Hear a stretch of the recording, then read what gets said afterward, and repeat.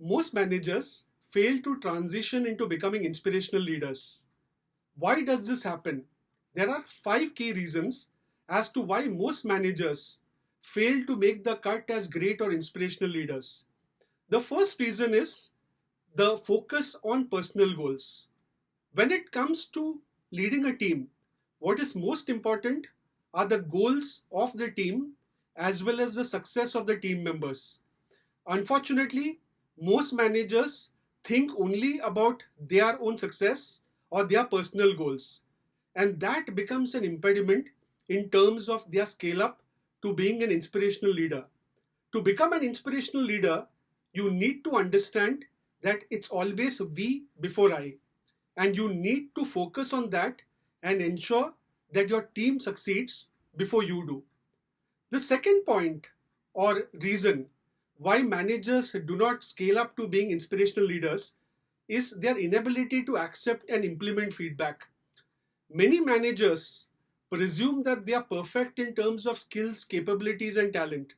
And because of that, they are averse into obtaining feedback and do not even accept constructive criticism.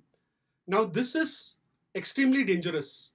Someone who doesn't accept and incorporate feedback, that person is his or her own biggest enemy. There is no way to improve or to become a great leader than accepting and incorporating feedback. This is absolutely necessary. The third reason is the inability to empower team members. Most managers prefer micromanaging. They do not think about enabling or empowering team members to achieve their goals. They always have some suspicion that the work will not get done, or in case they are not constantly checking on their team members, then nothing would move ahead. So managers need to realize that empowering team members, effective delegation is absolutely important. In case you do not do that, you are going to remain as a manager, and although one's aspiration may be to become a leader, but in case you don't empower your team members, you would never transition into becoming an effective leader. The fourth key reason is managers find the fault with everyone except themselves. When things go wrong or matters get bad, managers many a times find scapegoat within their team members. They pass the blame, even pertaining to their own inefficiency, to their team members. Possibly they want to protect their jobs or enable that their personal brand doesn't get impacted, and because of which they transfer blame for something which someone else has not done. Possibly it may be an onus on their side. They pass it on to one of their innocent team members, and that is really unfortunate. A manager who makes his or her team members a scapegoat is not a leader and can never possibly be a leader.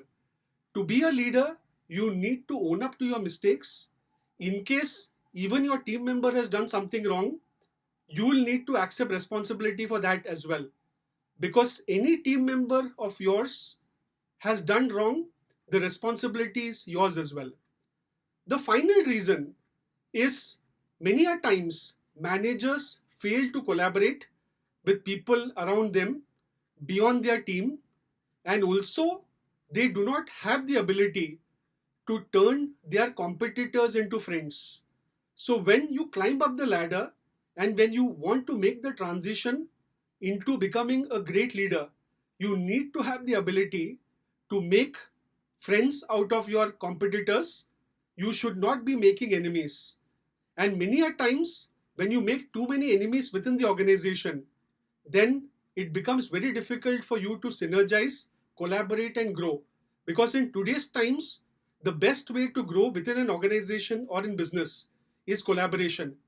So managers who seek to grow and climb up the ladder should collaborate, should not unnecessarily make enemies, rather make maximum friends, and that's going to be extremely vital in terms of their personal and professional growth. So these are the 5 reasons which every manager or for that matter an individual contributor, should maintain in perspective and should refrain from doing in case he or she wants to transition into becoming an inspirational leader. My best wishes to all managers and individual contributors at present to transition to becoming inspirational leaders by refraining from engaging in any of these 5 points that I mentioned. All the very best.